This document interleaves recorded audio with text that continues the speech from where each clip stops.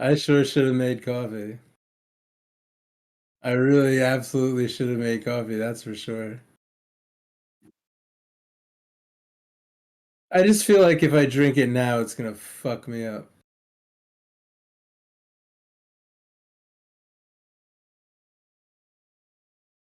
Yeah, it's gonna rumble my tum-tums. I was thinking about making tacos, I'm not sure that I will.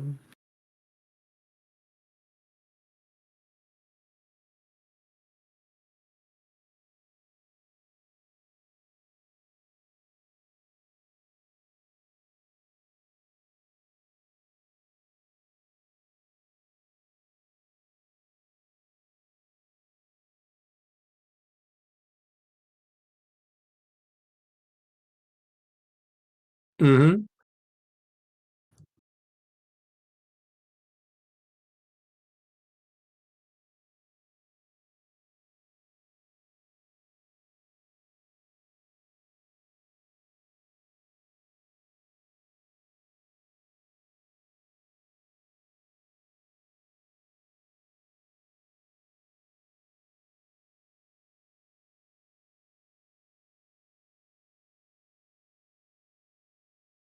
Sure.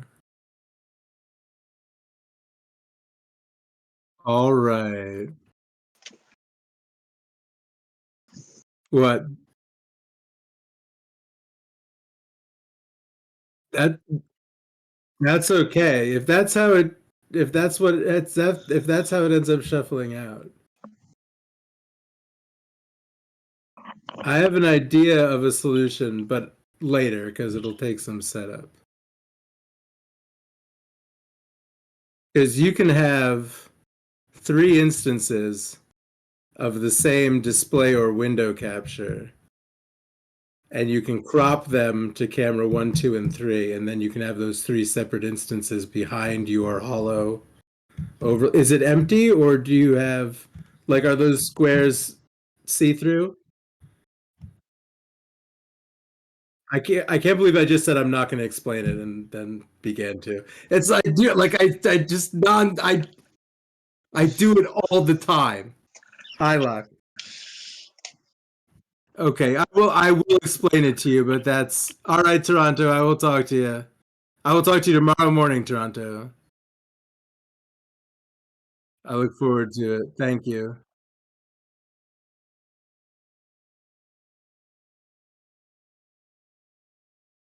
Yeah, but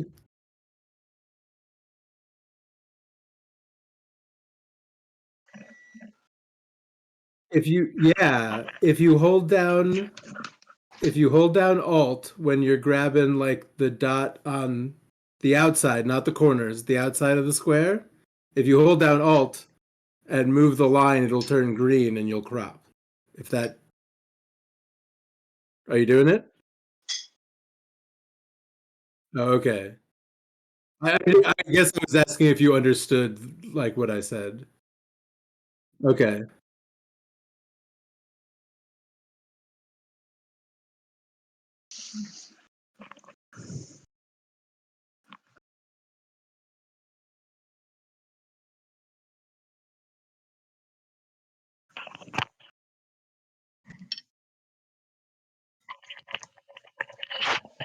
But did you see it? Do you see the alts?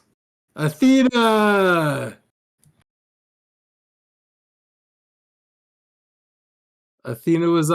Athena, friend of the show, was on our last Halloween stream. I'm so sorry to hear that.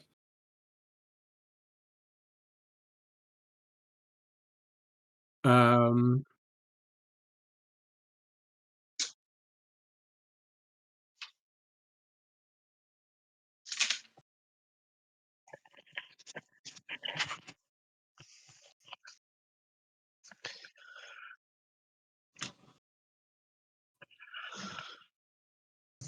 I hope you're doing good, Athena.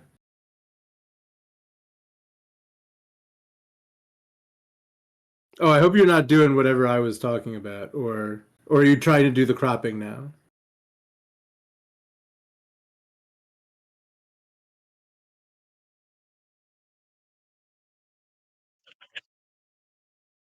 Everything is broken type energy. I'll show you. I mean, that's holding down Alt and cropping sources in OBS is real useful.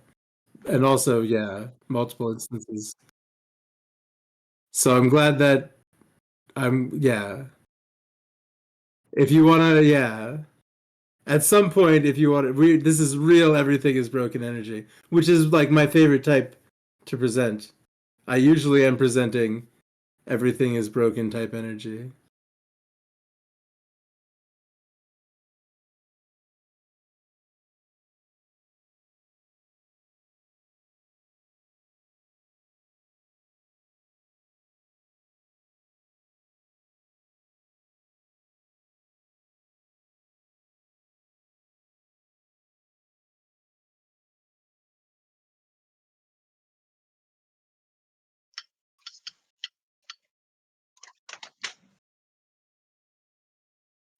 How's it going? Yeah, good to see you. What's up, everyone? I just woke up. Oh, awesome. Terrific. Yeah. Yeah. I was messaging Thrash a minute ago. I was like, well, I guess it wasn't a minute ago, but it feels like a minute ago to me. I was like, I am really flagging. I'm gonna see if I can catch 30 minutes, and it turned out significantly longer. I guess it was needed. I've gotten to that point in that point in October where the dream world feels more real than my waking life. Yeah. And I can't wait to get back there because it just feels a little bit more natural there. Man.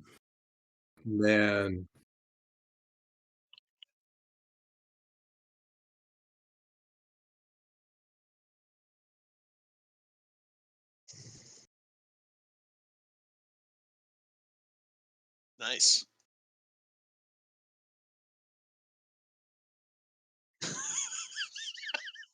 Where everybody knows cocaine. So what's this? What's the costumes?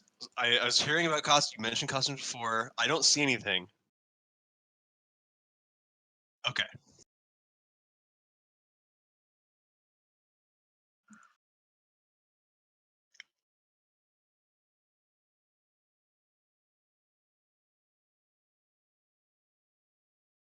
Well, Nice. yeah. Do you know where the stream is, Locke? Am I in the stream? You are. But it's also being broadcast. Oh no, I don't. I'll put it in the chat for the lounge. Oh shit. Oh, here it is. Why can I not paste? Do I not have anything in my V? Wow. There was no V to see. Yeah. Now I can pop this thing out, right? This. No, something Yes. is being There we really go. weird. Command V, right? Oh, I don't know those Apple ways. what? That's not called command? That button on the Windows key is not called command? It's the Windows. Is it Windows V or It is. Control V? V. I'm gonna end up like accidentally shutting down my PC, hitting command shit, which isn't even a thing. Anyway, in the lounge chat is the link to where the stream actually is. That's where we will have costumes on.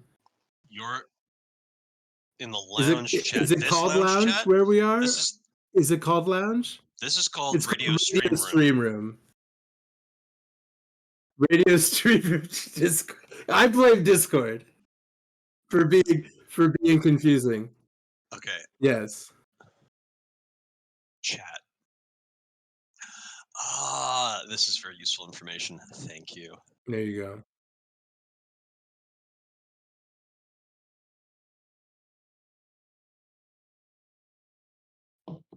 Love it.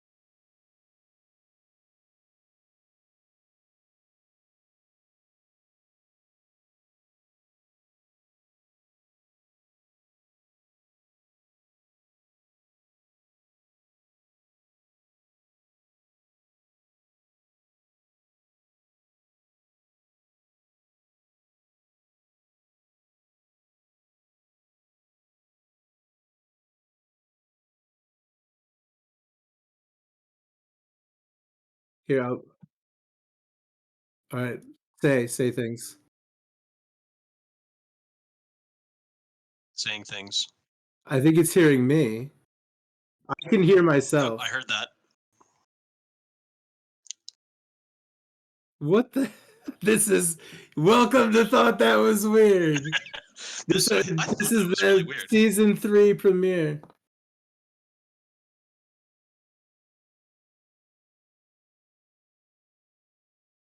Real classic shenanigans going on. I don't mean to stress you out, Thrash.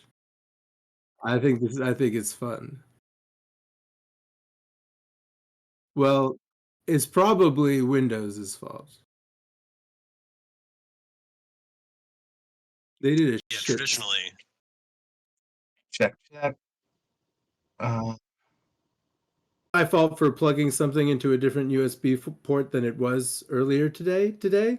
But like I feel like this one that's been going on for the past couple of weeks has been fucking everything up. Everyone's settings multiple times, resetting them once everyone's bitching about this one. And it's been getting me real good. It straight up went in and turned my microphone volume at the source to 51.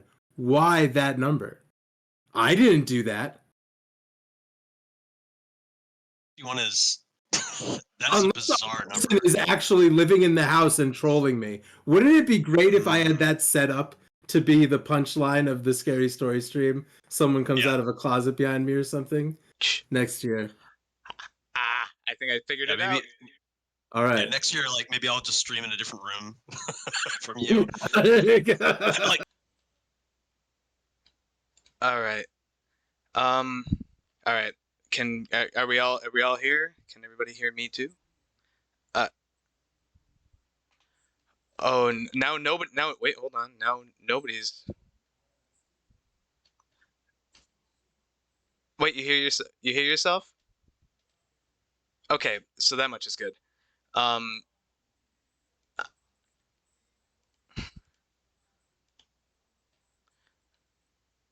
Thought that was weird. There They we can't go. hear me. Okay, I think I Wait. figured it out now. Oh yeah, welcome to Thought That Was Weird. Yeah, did it. Ah! So dumb. This is so dumb. Yeah, this is the dumbest show on the internet. Enjoy, everyone. We get Yeah, dumber what's as up? the year goes on. She even knows your name, new guy.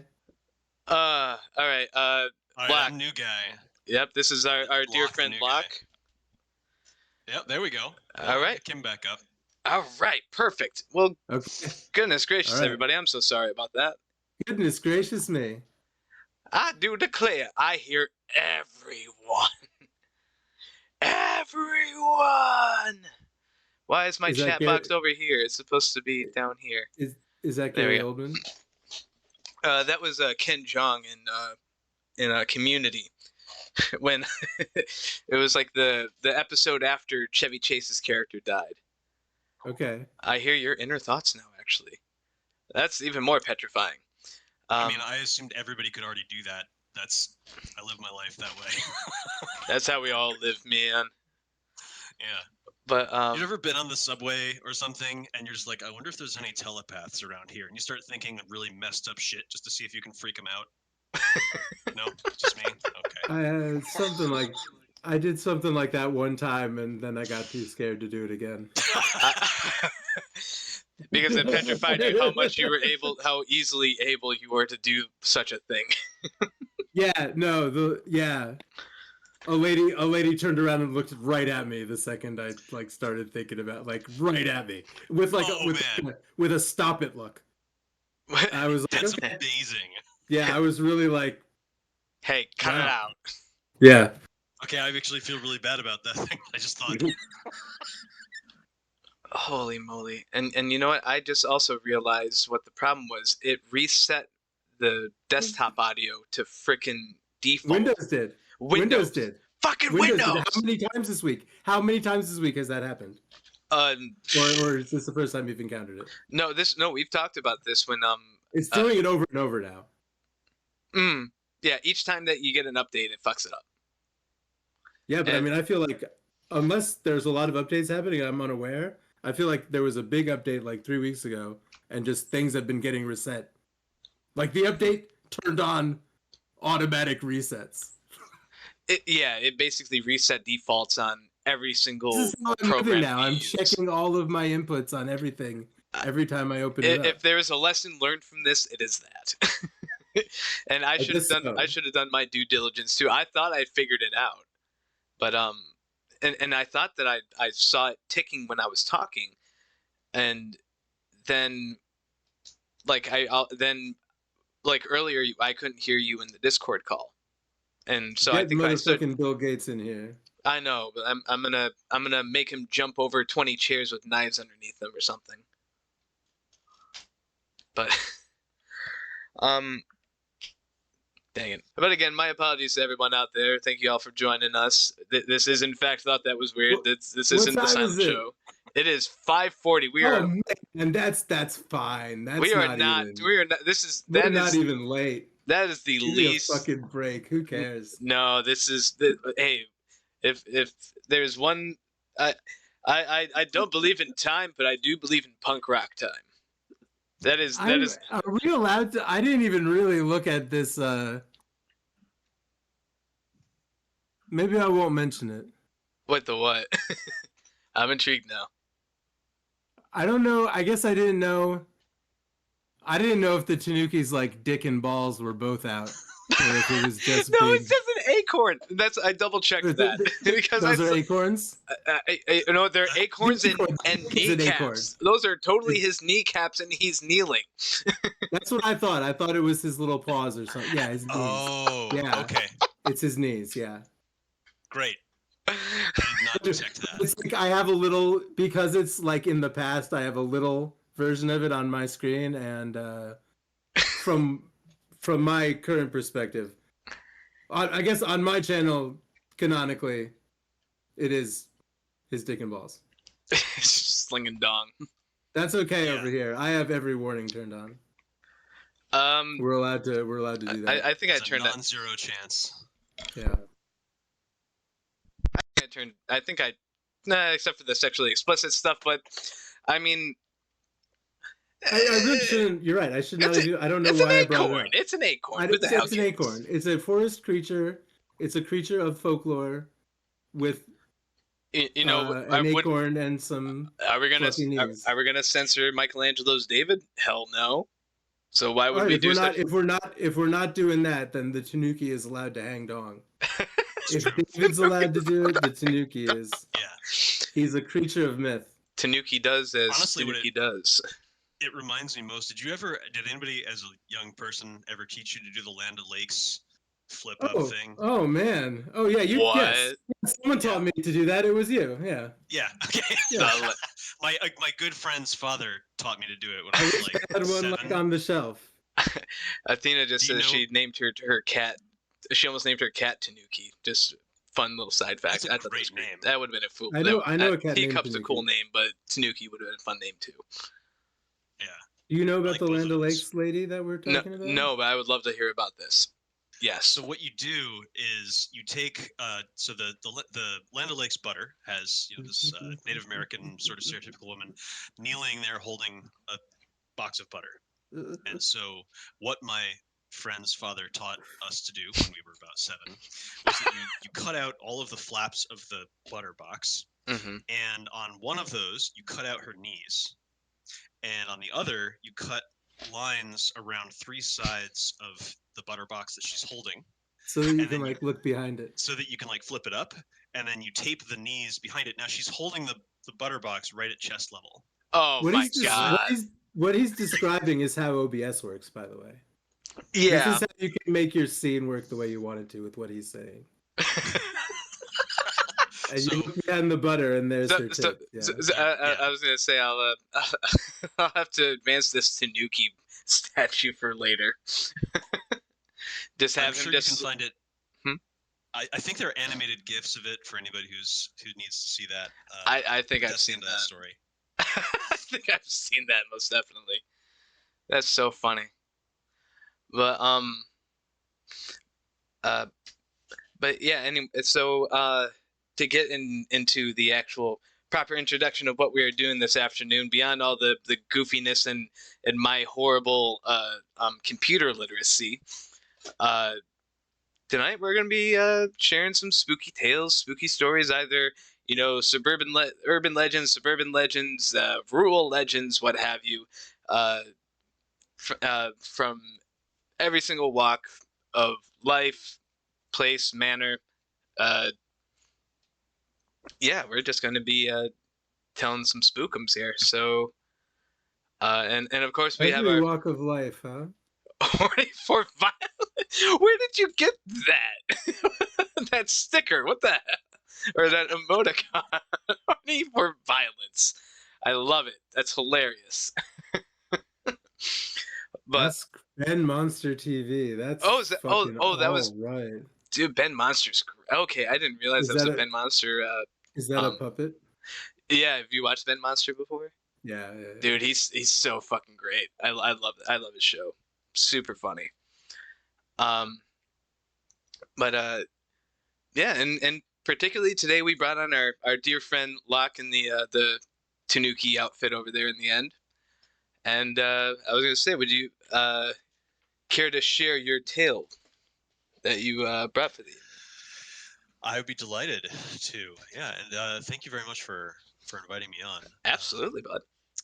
I was looking forward to watching this stream, and then being able to talk about some stuff is a lot of fun as well. I grew up in an area that it's almost sort of like, which do you pick? And as we talked about before, when you tell these spooky stories, particularly if they're ones that happened, you're giving people a choice to either, if they don't buy into that particular type of spooky stuff, they can either change their entire paradigm of reality to accept what you're saying is true or not believe you. And I do the same thing to myself. So this stuff happened, and I'm like, nope, it didn't happen. And I just exist in this world where, I'm sure it was something else. Right on. And my family did the same thing.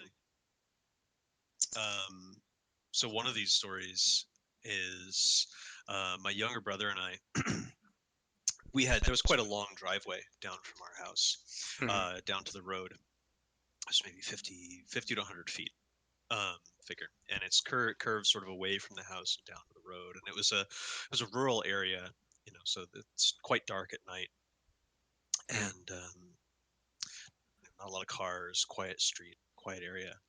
And somehow, so one of our chores was that on one certain day of the week, we would have to bring the recycling bins down to the road and leave them there. And being young people, we would always wait until the last minute. We didn't do it during the day, which would have been reasonable for us to do. No, we would wait.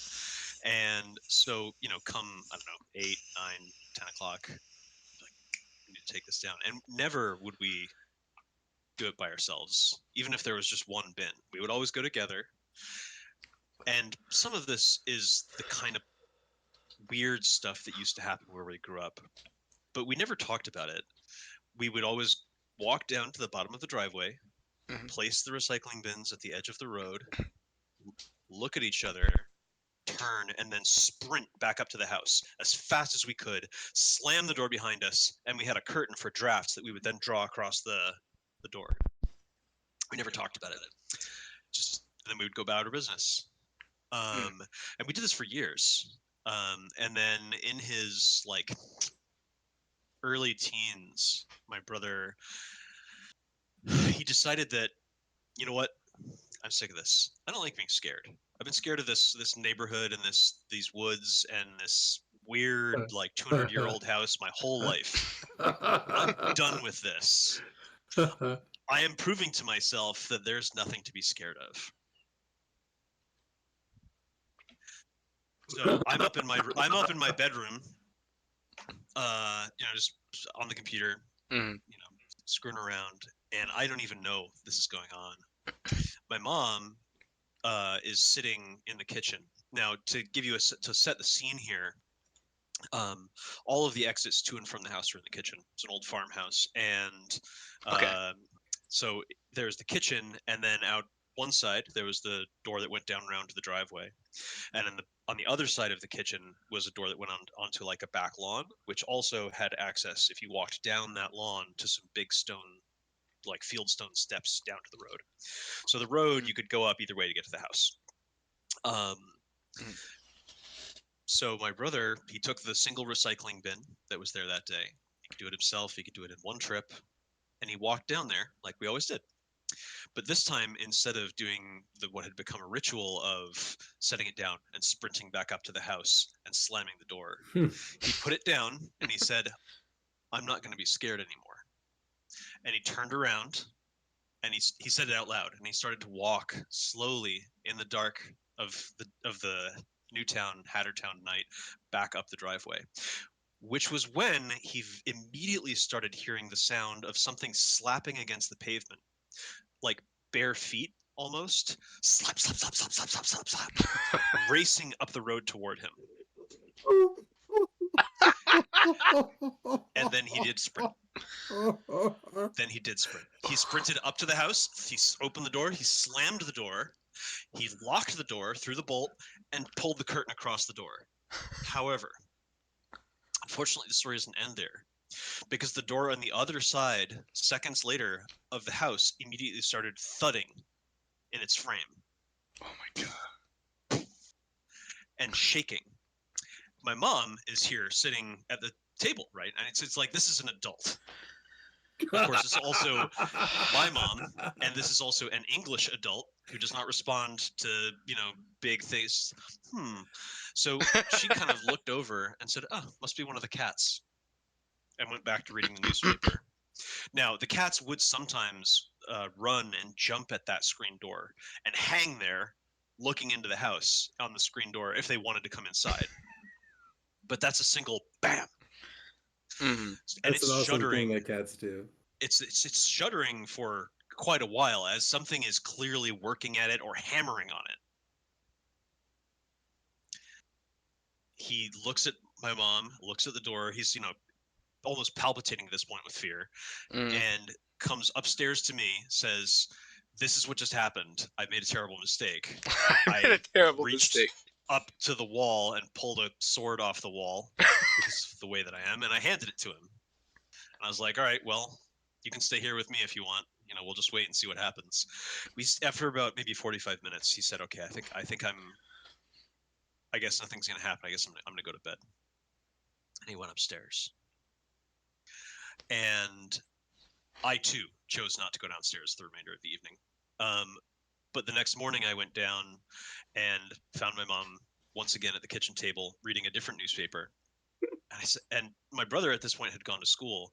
I didn't have to yet. And I was like, "So Mom, Dan told me this weird story last night about something that happened, and the door was like hammering in the door frame. And he said you were in the kitchen and you said it was one of the cats. So that just does not sound like cat behavior to me." And she said, "Oh, yes, well, he was obviously terrified. What was I supposed to say? I don't know what it was." Thanks, Mom. That's the end. That's the kind of stuff that used to happen where I grew up. And we still don't know, although we have some other ideas based on other things that happened that it's better to be outside during the day. Dude, that is a hell of a story, man. I like that a lot. I especially really like the, breaking tradition and then having, the world fall apart. Like, that's so good. That's really... You challenge the universe. You say, "You know what? I'm taking this as a stand." And it says, "Oh, you're taking a stand, are you?" I see, little boy. Petrifying, dude. And it could have been anything. This the sound, honestly, of bare flesh slapping against asphalt. That detail I particularly dislike in a good way. That is a very concerning detail, because that either means that this person was either homeless with terrible shoes, or completely See, I like that you go to person. That's comforting. That's That's the rational thought. Yeah. That's the rational adult in me, but I Yeah, I mean, and the rational adult in me that has been rationalizing this stuff for 40 years is like, he probably heard a bat flapping. No, you can't hear bats flapping. Like, it's just like he heard something, he misconstrued it. It was a cat banging against the door. The brook babbled.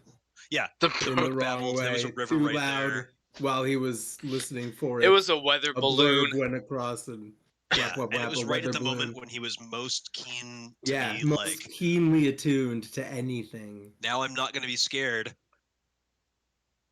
Dude, so, that's wild. I love it. If it was the only one, and it had only ever happened to somebody else, then yeah. Man. Do you ever give that thing a name? Melvis Chesley. Oh, welcome in. God, I just got chills. I mean, I did ask him a couple of years ago. I was like, hey, do you remember this thing that happened when we were teenagers? Like, how much of this have I confabulated in the years since it happened? Like, every time you take a memory out and you put it away, it changes a little bit. And he was like, oh, no, that happened, but we don't. That really happened. What's up, Melvis Chesley? I love that name, Melvis Chesley. That's fun. Welcome in. Thank you for joining us for Scary Stories. Locke, that was a great start, dude. That was so good. I really liked that one. Appreciate it. I dug that one. Well, you saw that little video last night, right, Locke, of going to the fridge in the middle. That's where those that. Yeah, I don't think let's see. Because I did describe to someone, well, like, obviously, in my late teenage years, obviously I was at least 16, because I was describing to someone how I would get out of my car and I would run down the path to the front door, like, picturing, like I had a very clear boogeyman. It was a very distended, skull-faced man with very lanky, bony arms and very... Is it Stephen Gallo, the dude from this book? This guy. In fact, I could probably find a very similar... But I won't try to talk... I'm not going to horrify anyone by showing them any of the images. And Stephen Gamble. But yeah, it was a Stephen Gamble skeleton man with distended head running down the path after me every night. Man, that... Stephen Gamble. Yeah, great guy. Really classic shit. Really helped out my elementary school years. Oh, and really quick, Melvis Chesley, thank you so much for following. Really appreciate that. I'm sorry it didn't show up on my pop-ups here, but thank you so much. Really appreciate it. There was definitely a bunch of things. I mean, I basically anytime I was alone, that was the behavior. If I had to go into some other room or get something, it was slam the door and run, no matter what time of day it was. Yeah. But I very clearly remember the skeleton man that chased me when I was like 16 and 17. Like, more or less an adult. There was somebody who was telling me about their rules. There's like, at night, you don't look into dark rooms that have the door open. Okay. You don't look into mirrors after the sun has set. Like, oh, well, there's like a whole... You know whose rule that is. Whose rule? Stephen King? Yeah, it's Lisi. Yeah, Lisi. I don't think I ever told you why you don't look in the mirror after dark. You didn't. Though. No. It's because you might see the long boy. The long boy. That book is really a gem. It's so disgusting. It's Slender Man in his youth. Don't ever read it. I kind of want to. It's so awful. It's disgusting. Right. But yeah, you might see the long boy. Koya, I love how you give these suggestions. You're like, but don't look at it. Don't even think about that piece of media. No matter what time of day, do never look in a curved reflective surface. Never. Like, not even at the pitcher of lemonade. You might see Lisi's long boy, as a matter of fact.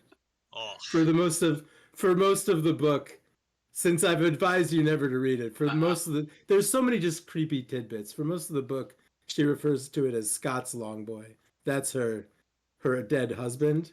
And by the end of the book, she realizes that she was wrong, that it was, it is now Lisi's Long Boy. Jeez. It's so fucking. Yeah, Lisi's story is good.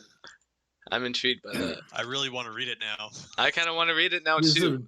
some really terrible stuff in it, but like Night in Yellow, but also and really You're good. enticing me even more now. Yeah, I know. You're doing the Oh God, what's his name? That's got a severe Stephen King content warning on it. Yeah, You're do doing not push the big red button. Yeah, it's like you're doing the Tim Meadows thing in Dewey Cox Walk Hard. Oh, yeah. Like you don't want none of this, Dewey. Oh, It turns all your man. bad feelings into good feelings. I should have a clip of that because I'm constantly telling people not to watch my favorite things. But all right, and we also have somebody had given us well you've actually were discussing with a friend of yours on a podcast. These are some clips. These are some clips from people. These are like basically a few of the people that I podcast with over the past couple of weeks. I said, tell me, or at least said, let's talk about scary movies for a minute or something like that. So this is a couple clips from a few different people. And one of them is a kind of scary story, and a couple of them are people reviewing horror movies. All right. Yeah, I'll get that set up here. Oh, and also, if you want, please plug I'm so sorry, I'm completely blanking on the title of your podcast. What's your podcast called again? Maybe We'll Talk? My podcast is called Maybe We'll Talk, and it's on Spotify and Amazon Music and Apple Podcasts and Google Podcasts and maybe one other place. And I'm supposed to make a Stitcher account. A Stitcher. Huh. You need to be on Stitcher for it to go to all the other places, maybe. I see. I think I've heard maybe that. Not. Or, okay. You may have heard it from me, and I may have missed something. When I was listening to tons and tons of podcasts, they'd be like, get on Stitcher. Stitcher is the other, okay. And I assume just like Stitcher things together, right? Apparently Stitcher is dead. They killed it in August. Oh, great. Then I'm not worried about that. Then I don't have to make a profile on Stitcher. Look at me, man. Like, seriously. Progress. Doing it fucking, keeping it minimal for a reason, because half of these things are going to drop dead within 5 years. I know. No matter, yeah. It's all going to be even like this, right? Well, yeah, from now on, just be aware that whatever platform you're building your shit on is going to be dead 75% chance or so. More than likely. 10 years, something like that. So here we go. The permanence of the cloud is... Let's watch the cloud fall apart. For one moment, we thought we had achieved everything, everywhere, forever. Everything there ever was available forever. But now we're going to watch the corpos turn it all into tidbit, bite-sized chunks of bullshit. And we're all going to burn it down ourselves as we get bored and hop from bullshit to bullshit. That's my scary story. Welcome to the fucking internet. I hate it here so bad. Corporate balkanization of the internet. You know what happened in the Balkan area? Yeah. Oh shit. But yeah, this is from. Just smoke any more of this. I think you're good to continue smoking more. But here we'll set the scene a little bit. Oh, it's not coming off of the. Maybe I can. Oh, there we go. I can do it this way. Does that work? Why is it not picking up? Oh.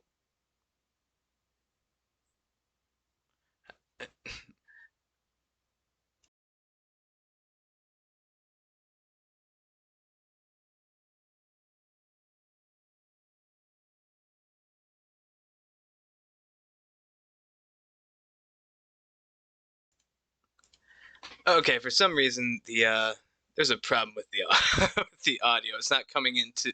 Once again, I think I'm all set to go, and then things happen.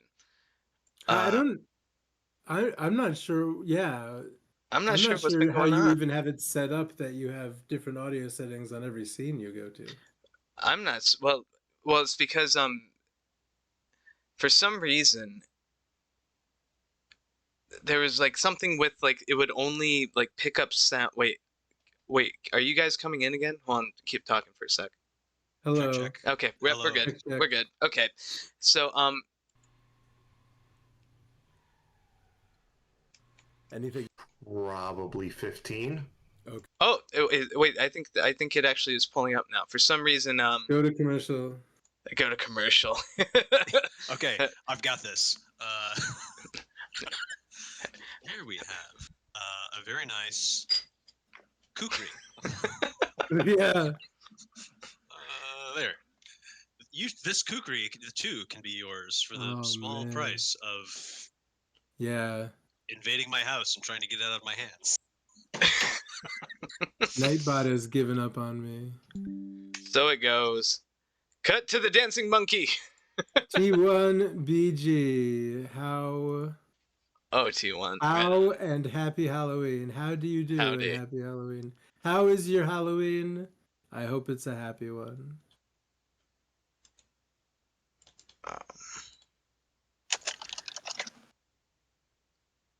Let's see here.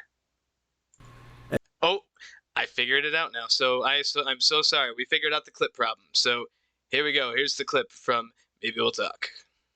Anything scary or weird happened to you? Ever?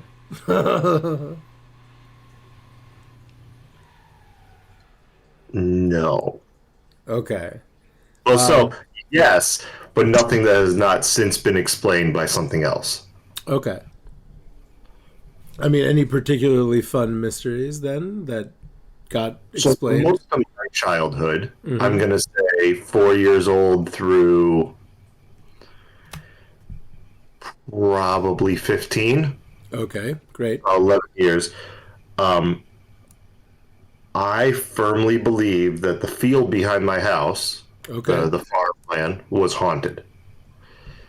Because at night, I would hear what sounded like an old-timey wagon with chains and stuff rattling. Okay.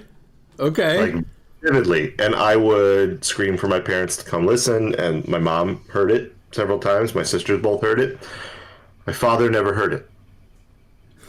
And around 14, 15 years old, I had discovered that the sound I was hearing while drifting off to sleep at night was the sound of the ventilation pipe for the plumbing when my father flushed the toilet in the bathroom, the floor below me. But the way that it shook sounded like chains and like an old wagon going. Okay. Yeah, that's... See, again, it's real scary for a solid, quarter of my life. That's great. That's exactly the kind of, That's a perfect kind of scary story for my Halloween show. I was going to ask you if you ever are there any scary stories you like to tell your children, or do you not sit around the campfire and try to frighten your children? No, I use fear more as a parenting technique than an entertainment technique. Is it ever like, don't go in the woods or Jason will get you? Kind of. It's when all the kids are in the basement playing, I tell them that there's monsters in the back room. Right, so don't go in there, yeah. Yeah, that's about, and it's said tongue-in-cheek, and my kids get that. There's occasional children who are down there that actually believe it, and it's funny. They stay out of there. They stay out of there, yeah. My kids go looking for the monsters. There's monsters in the back room, and you are not allowed to hunt them. That's right. Yeah, the whole thing with Jason Voorhees is don't go out in the fucking woods at night. Is that what it was? Guy with a hockey mask. I've never watched a single Halloween movie. Jason is in Friday the 13th. I thought that was Freddy Krueger. Freddy Krueger is in A Nightmare on Elm Street.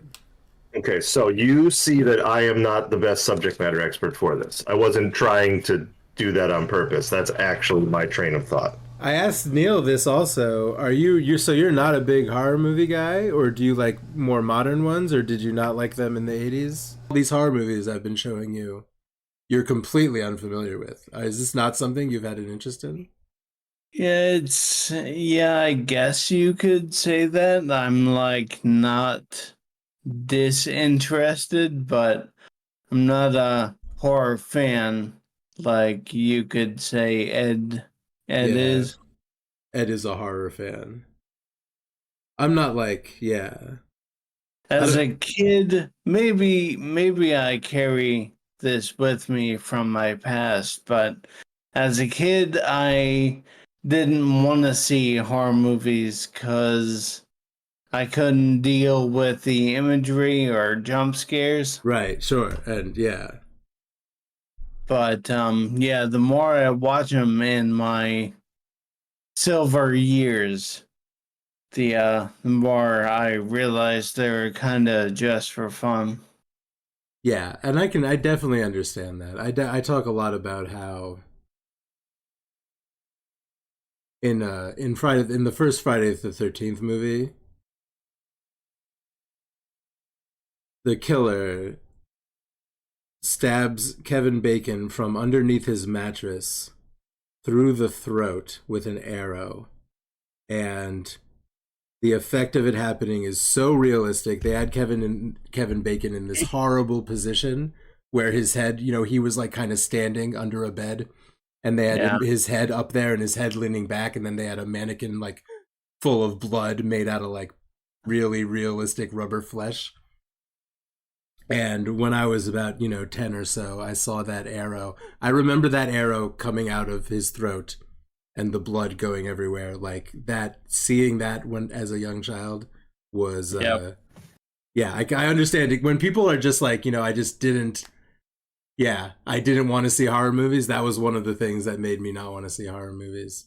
Yeah, I watched Predator 2. Oh boy. Man. My dad and had nightmares for a week. Oh, there's just all kinds of bodies and flesh. Yeah, shortly after I watched that scene in Jacob's Ladder. Oh. Where the horn comes out of his wife's mouth. Oh, yeah. That's upsetting imagery. Yeah. An early one for me, right after the Kevin Bacon one, was the guy in the dog suit giving that senator a blowjob in The Shining. That really, yes, I really like that. So I can't believe I haven't mentioned this to Mark actually, because we've been talking about this phrase from a book we read. The phrase is the fear of trespass. Like the sheer terror of like, I'm not supposed to be here, or I'm not supposed to look at this. Boy, when I saw that, then the first thing I thought about when I saw the bear giving the guy a blowjob, and really I was 10 years old, my first thought was, I'm in so much trouble. I'm not allowed to watch this. They're going to be so mad if they know I saw a bear give someone a blowjob. Yep, I can see that.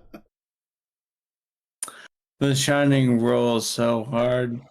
Yeah, we talked about, we briefly talked about, The Shining. Actually, I think the two movies, I'm sure that I've seen many movies on mushrooms. I know that I have. But the two movies that really are fixed in my mind as movies that I watched on mushrooms are The Shining and The Lighthouse. There you go. Too many kids in it. That's interesting. I like that a lot of the kids maybe not too many, like leave halfway through the movie and never come back. But they're like the lucky ones that went out to party that night and got too drunk to come home, and they have a really neat story to tell because it. Yeah, one time we went out and got drunk and came home and everyone was dead. Yeah, it means that the story of Jake is going to spread. That's true. Yeah, that is a very good point. What did you say, Pete? That's how the last Evil Dead movie ends. Sort of, yeah. The last girl, or the first girl. She goes the bookending girl. Yeah. Are you talking about Evil Dead Rises? Yeah. Rise. It's the I girl. like that. Yeah, you like that one? I thought it was fun. I thought it was a hoot. The girl eating glass really really upset me a lot because she's talking about killing things in her tummy while she's eating glass. I was like clawing my eyes out. The first Evil Dead remake is the one that got me. That one scene where she licked the utility knife. Oh god, everything in that movie was just so hard. And that movie was a little bit. There wasn't a lot of. I don't know. I feel like it was just that. It was just gross. The first one. Now that yeah.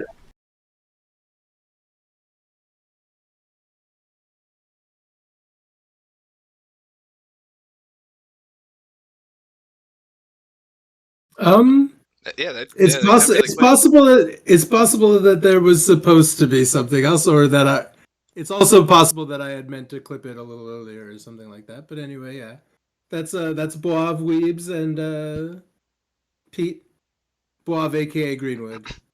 Right on. I'm trying to make sure. I don't know if that's exactly what he would prefer to be called online, but. Anyway, man, that point about that shining shining scene. I mean, when I first saw it, I didn't know what was happening. I didn't know about blowjobs when I was young enough that I didn't know about what that was. I just knew that the man in the suit and they were doing something I didn't understand. Yeah, and it was like as you say, I am not supposed to see this. I'm not supposed to be watching this. It's just every hair on my neck stood up. It's like something's wrong and bad here. What's up again, Nicole? Yeah, and I was not supposed to be watching it. Like I definitely it was, Mm-hmm. This was I had found a videotape of it and I put it in the VCR and it was something I saw accidentally. I mean, I was so terrified as a child. Like at night terrors, like almost every night. Like there was no way I was going to get exposed to horror stuff by my family. Like they knew better than that. Oh, I hope I'm not still listed as crafting because. But I do often. We are crafting. mostly making soap, but I also paint miniatures. But let me make sure I'm not listed as crafting because that would be incorrect. But anyway, yeah. So correct. Yeah, The Shining. Yeah, that was that one. I also that same weekend or so when I was getting into trouble for watching videotapes I should not watch. I tell this story a lot. I also watched Deliverance, but I did not finish it. Really? About as far as you might get if you were 10 years old and put Deliverance on. Jeez Louise. I have not seen that movie, but it is a cultural icon, and so I know a little bit about it. You should watch it. I've watched it as an adult, and you should watch it. I've never watched it. I shouldn't read Lisi's story, but I should watch Deliverance. And so that should tell you how I feel about you reading Lisi's story. Yeah, I actually got a PDF of it while we were talking. I can't even... It's so... I've barely heard people talk about the stuff that happens in it because it's so vulgar. There's a TV show and I have no idea how they handle some of the stuff. So maybe I should watch it. It's rough. It's like crazy bad, the things that happen in Lisi's story. I'll let you know how far I make it. But I am a soap maker. Thank you for asking. I put a lot of time of the week into making soap, and I just started streaming it, which you saw today, Nicole. But yeah. So, yeah, that was that entire clip was something else. I would like to reiterate thank you to everybody who helped out with that clip as well. Yeah, thanks everybody. Mm-hmm. That was awesome. That was awesome. And again, yeah, I have to also reiterate my my shame for being privy to the scene in The Shining with the bear going down on the butler guy. That was really bizarre. So I guess I'll go. I got a couple of stories. Where's T1BG at? Oh yeah, I was wondering where T1's at. Not to rush anybody, but you also moral of the story. Oral sex is scary. Oral sex is that what we learned? Is that why? I mean, honestly, at some point I'm going to do a piece of like weird things the television taught me about sex. And that bear is definitely going to be Nicole, I'm so sorry that after joining to watch the very polite soap making stream with my dear mother, the next thing you see is of all things, the bear that gave someone a blowjob in The Shining. But welcome to the stream, KoyaDK.tv. Everyone, thank you for being here on both sides. Mm-hmm. Indeed, thank you, everybody. I can hop in now. Cool. You know what? We will. My friend Mark makes swords. Oh, that's cool. All right. This is gonna end up shifting us, so I am going to have to do some fancy maneuvering here really quick. Oh, you don't have it set up that someone goes on the TV? Oh, but yeah, it would be. Well, actually, that works out. Yeah. So we're just gonna have to switch to we're just gonna have to lean. We're gonna have to... perfect. Perfect. We both went as two-headed and in gentlemen. charge. What's up, T1? I would say, well, we're in on set from the season finale from last season, so excuse the set. These are those people that disappeared in that whole town that time. Mm-hmm. The town of Dublin, Wisconsin. Right Dublin. on, dude. I hate my Midwest accent. Duveland. Doveland. Tragic, really. I know. It is. It's messed up what happened to that place. And actually, that episode's of Thought That Was Weird is actually going to be released on YouTube on Sunday. So tune in. You're doing Sunday. Oh, on YouTube. On YouTube. What's on Spotify? What is on Spotify? You know what? I haven't mentioned Spotify yet, but thank you for reminding me. We also have the Thought That Was Weird podcast up on Spotify now. We have the first episode, the horrible tale of Blanche Monnier, is up on Spotify right now. It is a short and condensed version of our podcast, less visual, more to the point, less of us goofing about like we are right now. But no goofing allowed. No goofing allowed. This is serious, guys. No goofing. We are severely serious. This is an intellectual podcast at all times. I came here to discuss literature. What are we doing? What are we doing? I have very serious thoughts on all of these matters.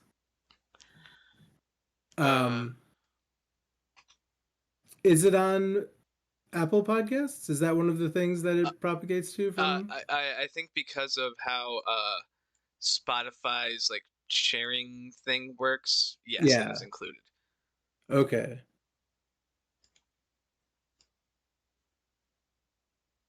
So who's next? I was gonna say I'm next, but I think I might have figured out our Discord problem. Oh. Potentially. In fact, do we know that the stream is working on this scene now? It should be working on this scene. Yeah, the audio capture's still up. Wait. Okay. I feel like I hear everybody. Okay. Look at me. I'm under the text. Oh, goodness. I'm a secret. You were hiding. Oh man. I was trying to make you and Locke into a two-handed tanuki. But and it was looking all right, and then I realized that I'm I could be the knees. I don't mind if I'm the knees or the acorn. You just make me really small.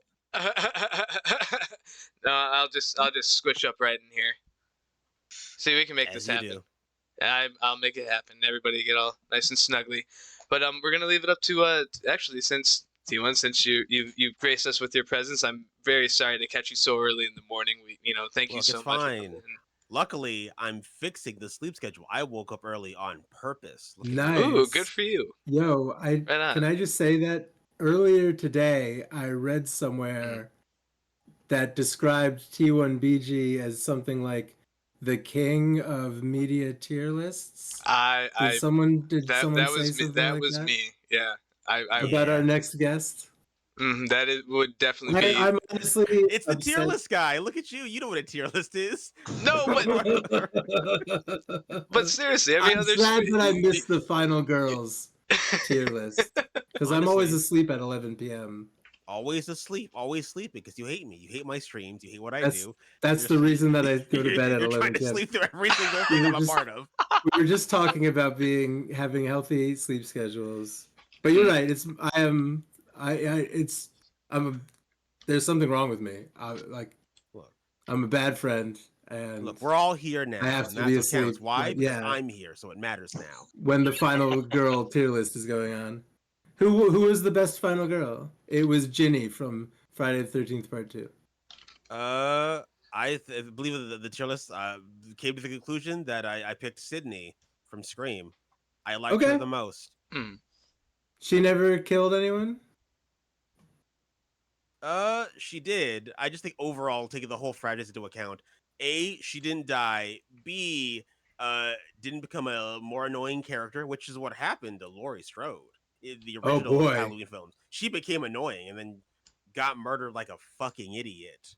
Sort of a couple of times in a cycle, like a karmic loop that she'll never escape. I wonder when they're gonna drag Jamie Lee Curtis out and make her do it again. Any day now. That being said, I like her better as the older character, the new ones.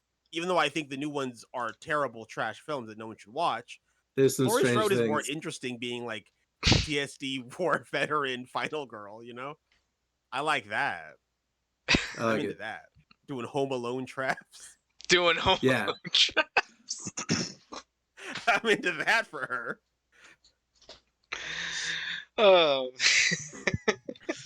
Oh yeah, I like the two-headed Tanuki. That works good. I like how you had this set up. Yeah, cool. Makes me want to do so many things.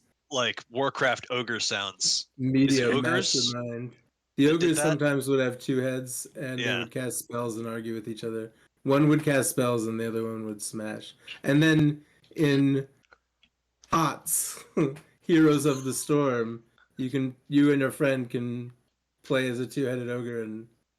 What an interesting character thing. Not be drift compatible. This one character requires two separate people. Yeah. Insane. To control, one of them controls its movement and also its smashing. I guess that would make sense. And then another is just casting. I have no idea how League of Legends or anything. It's like somebody drives the mech, the other person drives controls the turret. It's something like that. Anyway, I don't know. I have to talk about Blizzard every time. I don't know if you have to. I think you're deciding to. You're deciding to. I guess I'm gonna have to think about that. I guess I'm gonna have to think of. Now I'll probably never. It's like unprovoked in multiple conversations. You're like, so Blizzard. I started that one. So anyway, about Blizzard, I triggered your compulsion. You just had to get them started, didn't you? Just crank them up. I'll think about whether or not I'm deciding to do it. Well, if there is a you at all, as Peter Watts would have us ask. As we've all talked about a lot. Yeah. What is the self? See, it's a great follow-up to the previous shining bear oral sex conversation. We're honestly had to figure out we're elevating every conversation we're a part of. Exponential. We're it's like climbing a ladder again. Good stuff. But yeah. So T1, you said you had a story to share with us this evening. I have a couple of stories. Ooh, I like spooky stories, but scary. This is really more of a scary experience because it's the time I had the sleep paralysis, which has happened the one time. Oh my goodness. And it was weird because what happened? I was a child. This happened the one time when I was like 8 or 9. I simply woke up sleeping on my back. Never heard of sleep paralysis before, so I had no idea what I was feeling. Like, man, can't really move, can't really talk. This is a weird sensation. And all I saw, it's bizarre because I didn't know how to describe this. Like, I know how to describe this now, and I will describe to you now. But at the time, I just saw this mist.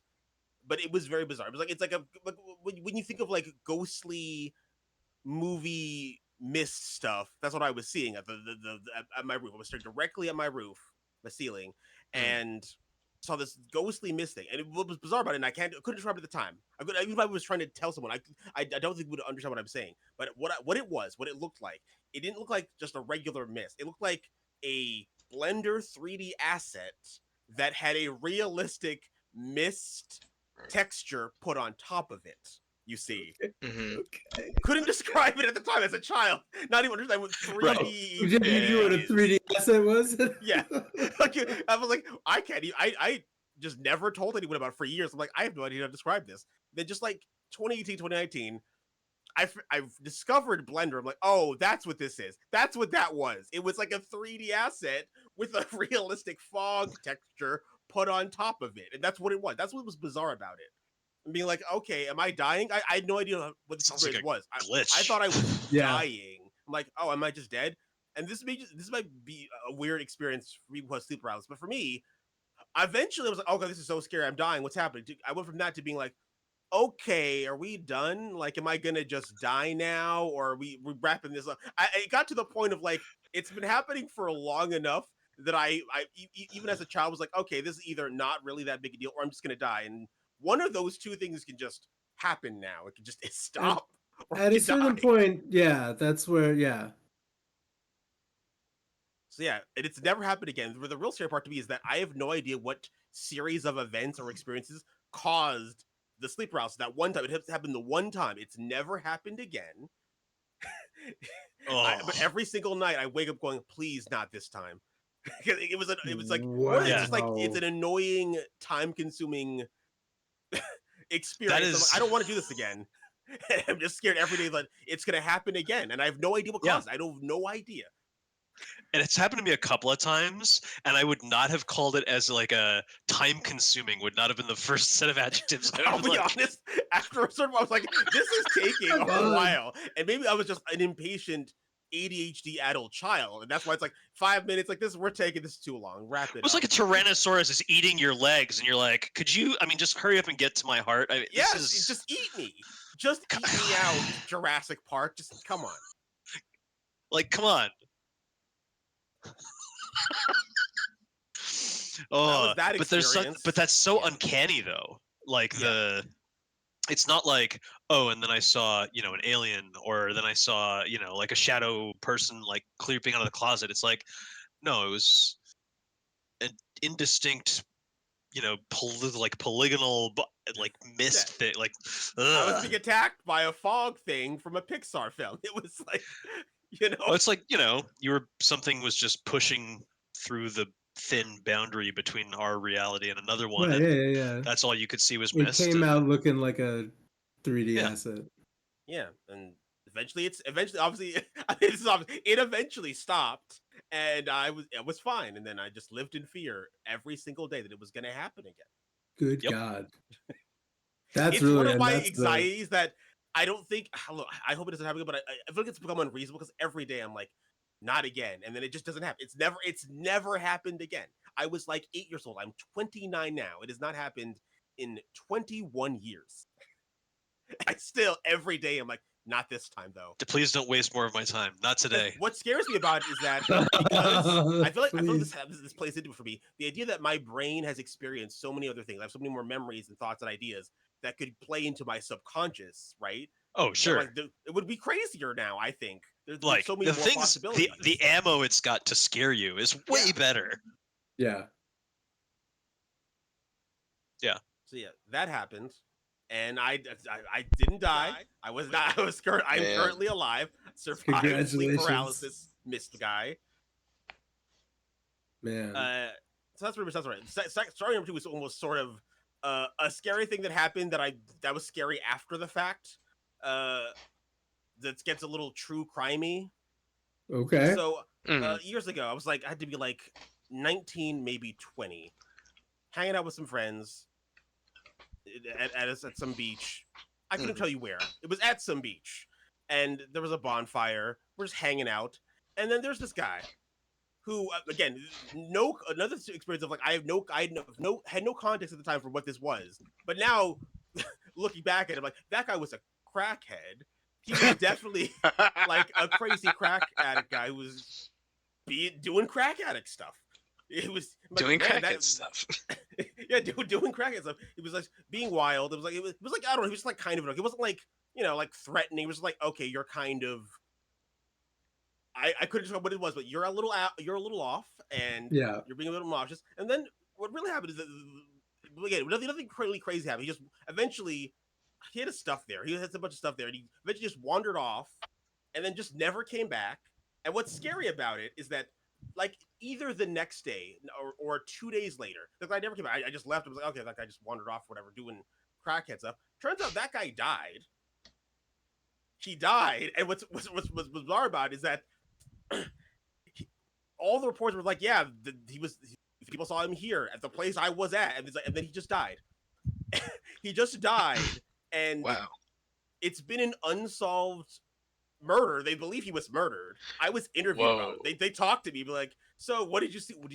Did you see weird to you? Did anyone have any ill intent? Because they really thought this guy was murdered. The reason they thought this, it's some ravine or whatever. He was found like near like a rock. He was like his head clearly hit it, but they were like under closer investigation, like, yeah, someone bashed his head against this rock on purpose. It wasn't just like he fell. Someone was clearly like bashed this man's head against this rock on purpose. Like it was like not an accident. Right. You don't do that to yourself. Yeah. They just couldn't find anyone who had anything on them to suggest that they were the one who killed him. But there were like fingerprints. Like this person with their bare hands just beat this man senseless, and his fingerprints were on this man's neck. They never found who it was. They interviewed everyone. Everyone got DNA tested. They went through his entire family, all of his past life. They couldn't figure out who it was. Everyone had an alibi. It's like it's bizarre. They never figured out who it was. And I think it's like if it's like most murders aren't solved unless it's like somebody's family member or something like that. Yeah. I've seen a really that's a terrible statistic. Have you ever seen the map overlay? This one's particularly nasty, but it's like correlation, not causation, is what we're gonna hope. Have you ever seen that map of the continental U.S. that has the distribution dots of missing persons cases and also the distribution dots of the cave networks in the U.S. And they're the same. Oh, god damn it! Oh, no. Sorry, dude. Yeah. Didn't want to bring that into your life, but I very much did want to. So people are out here committing murders. Wait, can I go? Wait. You want me to find cave? it? I would like to go live with the cave people if that's possible. Even is that an option? They were committing murders. Can I do that? Yes, well, it's possible. Join your maybe they're cult. Maybe those people aren't missing. maybe they know exactly where they are. They're like, society, peace. It's just caves are a very popular among place the to cave escape. people. I am a god. Yeah. I've seen The Matrix. That cave looks pretty good. That was a good-looking cave. Machines. Slick. Yeah. Oh my goodness. Yeah, they never figure out who killed that guy. Shit. And to this day, I think about it, like, man, I might have been like literally the last person to talk to him. It was like, oh my god. You know, that's heavy. So there you go. If you wanted a little bit of true crime in your scary stories, there it is. Yeah, it haunts me every day. I think about it. Every day I think about how could they not find who this is? How is it not a family member or a former lover or whatever? You know, like. Agreed. Oh, yeah. Couldn't figure it out. Yeah, I would be thinking about that as well. I mean, how old were you? Did you say? I was 19 at the time, 19 or 20. Okay. Wow. Yeah. Wait a minute. Boy. And they never found him. Stroking. What did you say this was? My lawyer's here. I'm just saying, they probably won't find him. It's just pure speculation on my part. They'll never find who did it. Just saying. That's really weird. The level of OJ says like, if I did it, like, yeah, okay, yeah. Like, oh okay, man, if you did it, did you just OJ on my show just now? Come on, man. You can't just go full OJ. You can't go full OJ on the internet. No, it's. Oh man. I was just thinking like the what was it? The last man that tried to fight me, his name was Creed Branton, and he's been missing for years. Oh yeah. Dude, that's exactly how I'm seeing this right now. It's probably just Creed somewhere. We never figured out if Creed Bratton was in Dune. We didn't. That's true. What? I guess I'm gonna have to watch it and keep my eyes open. That was a theory. The Dune from 1984 or something. Oh. That's like. But he's listed on IMDb or somewhere as being in Dune, but not as a character. And he's listed on Dune, but on Creed Bratton's profile on IMDb, Dune is not listed. So. Wow. He was the tank that the Navigator was in. Yeah, he was. Yes. He was one of the dudes. Yeah. I was once a tank. He was one of the vacuum dudes. Yeah. I was a tank once. I was a human man that I was hit by a car, that I was transferred to another world where I was a tank. Sounds like the plot of an anime. I was going to say it sounds like an isekai. Yeah. I feel like there's the show in the 80s in which the young boy or teenage boy who could, like, if you threw hot water on him, he'd turn into a car. Yeah. That's definitely a scary story. Yeah. The way his face turned into the grill of the car. No. Oh man, that's too much. What was that? Like Motor Kid or something like that? Was that the one about the kid that turned into a gas station? Or a gas pump? Gas station? No, he turned into a gas pump. I feel like not like the whole gas station, but he turned into a gas control pump. Of what's going. What? He turned into a gas pump. Who? Might have been his boyfriend. There was some, maybe this is something for an episode. It was a story that I had found, like, just perusing the internet. It was a children's story. Like, somebody had, like, gone on to Ask Reddit or some shit, or like Lost and Found Media shit, and was like, hey, I remember reading this story as a kid where a boy doesn't, he, for whatever reason, turns into a gas pump, or a petrol pump was the more proper term, because it turned out later that it was a British, like a British children's book or something like that. And I don't remember. You Brits. I know you Brits. It does sound like my people. Kid's story. Yeah. Kid turns into. Oh, I just googled there's it. something. Well, I mean, I guess if you're going to call what it was it called? What was it actually called? Yeah. But kid turning into gas pump sounds British somehow. The book's title in Dutch, I am just nope. It was written by authors Walter Olivers, Michael Smets, and John Hogervorst. Hogervorst. Okay. When Bricka wakes up one morning, he knows exactly what he wants to be. Gas pump. Determined, he runs away from home in search of a busy street. It does take some time, but gradually Bricka changes into a beautiful, shiny gas pump with counters and a real cash machine.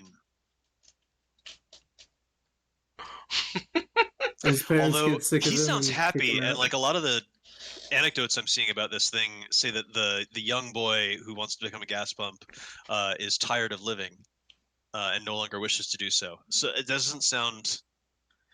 It doesn't sound It doesn't sound the inspiring. Enthusiasm. Maybe this is a thing. Maybe turning into a gas pump is like a. The Dutch are weird, dude.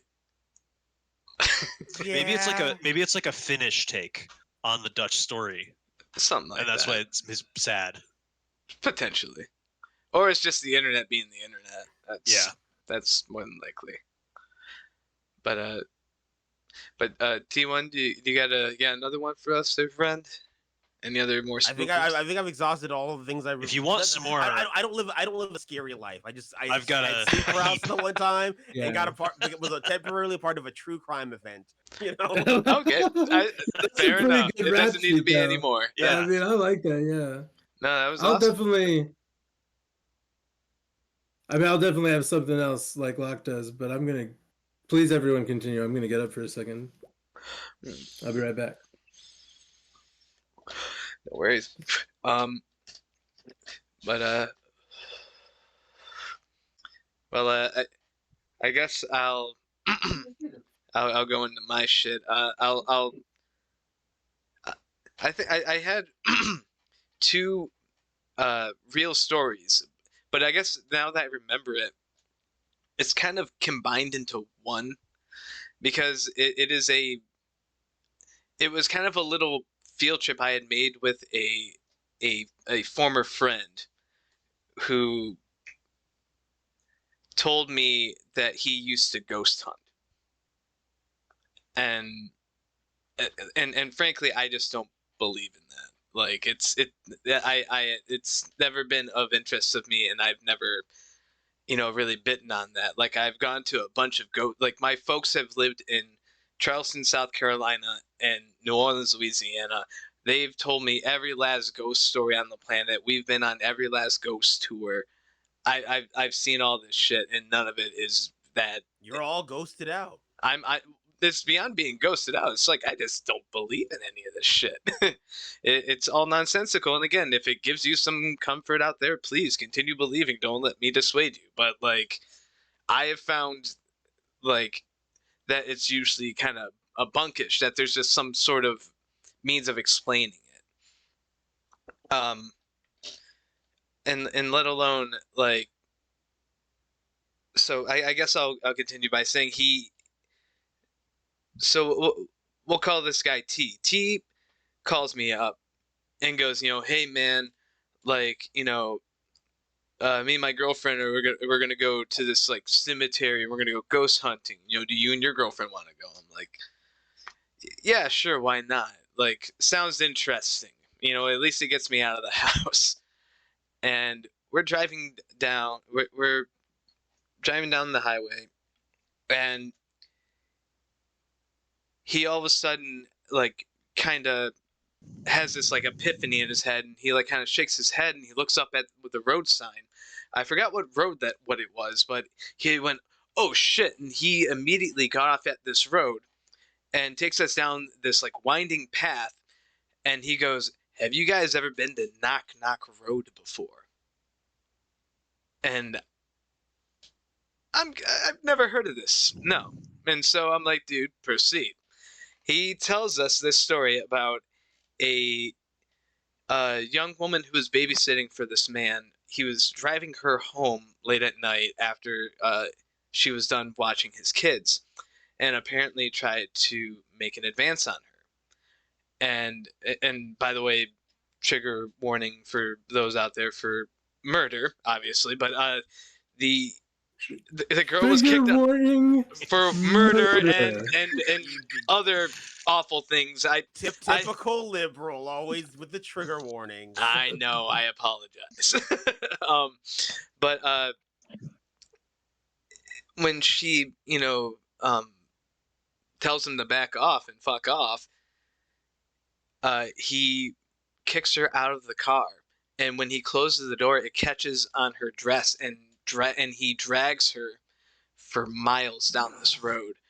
And as the story goes, she had found her way to sit back up and start banging on the side of the car to make him stop the car. And apparently, if you drive down this road and at like the same time of night, the same time of the evening that she died, you can sometimes hear like a knock on the side of your car, or it's also been said that you can see her on the side of the road looking for the guy.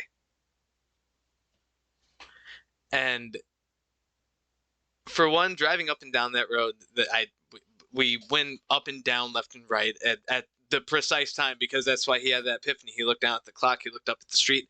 Oh, it's go time. It's ghosts. Oh, it's knock knock time. It's knock knock time. This is when the ghost comes out. Let's hit it. Yeah, pretty much. I don't know if that's not a common. Actually, I don't know. There's that. I feel like maybe some people do find ghosts doing shit like that. Well, like, go get them. I don't know, but come on, ghosts. Need some bustin'. I know, seriously. Where's Ray Parker Jr. when you need him? But we drive down this road. I had done some research last night. The road that we were on is nowhere near the road that was where the actual murder that had happened. It was, and I'm still uncertain because I couldn't find any actual. It was said that it was in a newspaper, covered in a newspaper article back in 1962, but I've been unable to find any evidence of that either. So at this point, it's this kind of like questionable urban legend. But anyway, so we take Knock Knock Road all the way to this cemetery, like almost all the way to this random cemetery out in the middle of BFE. And like, if you've ever seen like Ghost Hunters or shit like that, it was the same type of tropes every time, where we would take about 3 seconds. Whoa, what's that? Like, not even joking. It was ridiculous. And he's saying, "Oh, I see, this, sort of spectral figure over there," and I'm like squinting, and I don't see anything, man. What are you talking about? And he goes, "Well, here we're gonna go a little bit closer." And like, he's like, "But you have to like, be really stealthy about it." I'm like, "Are we really? You gotta sneak up on we're going full Venkman and Ray in the fucking library right now, like in the middle of this cemetery." Get her. Yeah, it was almost like that was your plan. Actually, yeah, that's actually kind of what happened. Is he says, I'm seeing this repeater ghost. You guys see it too? And then all of a sudden he goes, "Oh my God, run!" And he books both our girlfriend's book, and I'm kind of standing there and I'm looking around for what I'm supposed to be seeing. And we get I kind of like light jog out of there, but here he is, like, hands on his knees, head between his legs, panting, like, "Oh my God, that was so close." And I'm like, what did you see? He goes, "You didn't see it coming right at us?" I'm like, "No, man, I didn't see anything." "What are you talking about?" He goes, "That repeater, man, it was coming after us. We had to get out of there, otherwise it was gonna like possess us." And even with my minimal knowledge of like understanding of like ghost possession and stuff like that, it just doesn't do that. Well, repeater is definitely a term from Ghostbusters. It is, yeah. Yeah, but well, apparently that's actually used in the it is the pseudoscience. Yes, a floating free repeater. Actually, I'm pretty sure. You know what? Now you're saying the actual line. That's from a floating free repeater is definitely what they call the thing in Ghostbusters. Yeah. You know what? That's so fucking funny, because it's almost pretty close to something that he called it, but I think he used a couple of other actual like terms that they use in that. Again, pseudoscience. Ghost Hunters. Like it's all goofums to me, man. But yeah, that was probably like, I had one other mild ghost experience in my youth. So at my house, I think I told this story last year, but it bears repeating because it's kind of goofy. So I'm a fairly short guy, and when I was even younger, I was even shorter. And we had this extremely tall TV stand, and on the top of it, we had some bobbleheads of hockey players. And, they were particularly arranged on the top of the television because that's where we would all sit and watch hockey. And they're all facing towards us. One evening, so like this is after my great-grandfather had passed away. One evening after we had come home from dinner, we had looked up at the top of the TV and we had seen that one of the bobbleheads had completely turned around. And it was the middle one. And not that the player had anything to do with it, but my great-grandfather had a knack for fucking with people. Like, he would like take your fork at the dinner table when you weren't looking, and then when you go try to start eating dinner, like, he would say "what the hell," and then he'd poke you with it. He was a goof. He was a total goof, and total goof. He was a total goof, and I loved that man. Lost your fork, huh? That's pretty much it. That's pretty much it. But he but he had a knack of, like, just doing these little subtle things to fuck with people. And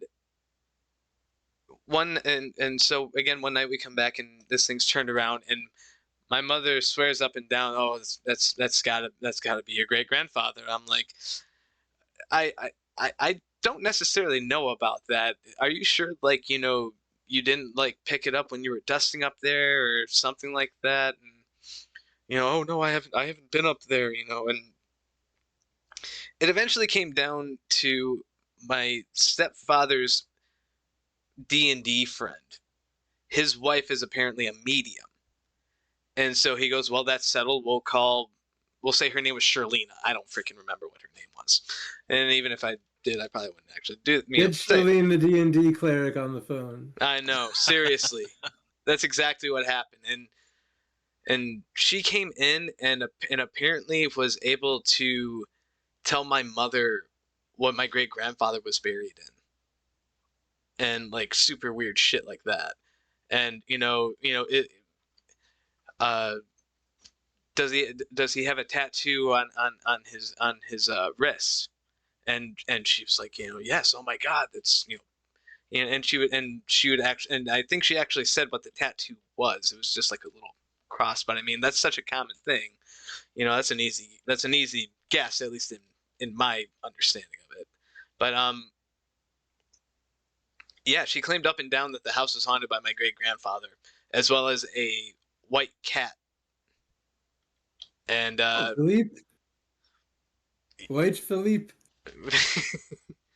it was all nonsense. Like, there was nothing necessarily scary about these situations, and that's what kills me about my ghost stories, is that I don't have like a good ghost story that wasn't debunked. Like like, I thought that my Cabbage Patch Kids doll was alive once. That scared the hell out of me. And it, like, I had like saw the movie Child's Play, and it was Great Grandpa. Oh no, Great Grandpa didn't live with us. No, it actually turned out to be my father. No, I suspect. Well, I guess maybe he was living somewhere at the time of this story. No, he was just not anywhere, okay. not in the same house. And my father, so I'd seen Child's Play, and I was sitting there staring at my Cabbage Patch Kids doll, wondering if it would actually move. And then I got up and I went to the bathroom. My father, being the prick that he was, he took it and he put it on a completely different shelf, and then walked out of the room and like kind of hid to see what I would do. Nice. I go back, good. I scream bloody murder, thinking this thing fucking moved. Yep. No. Or like my mom, he just pretended that he moved it there, and wanted to make you feel more comfortable. Whatever's gonna keep my kid from losing his fucking mind. I find that I have had this like real pendulum throughout my life with this stuff. When I was a little kid and when I was a teenager, some really strange stuff happened that I don't have. It's hard to find rational explanations for. I manage because I need to operate out in this world that we live in. Like, right. I can't be like, oh yeah, like that shit really happened. Nope.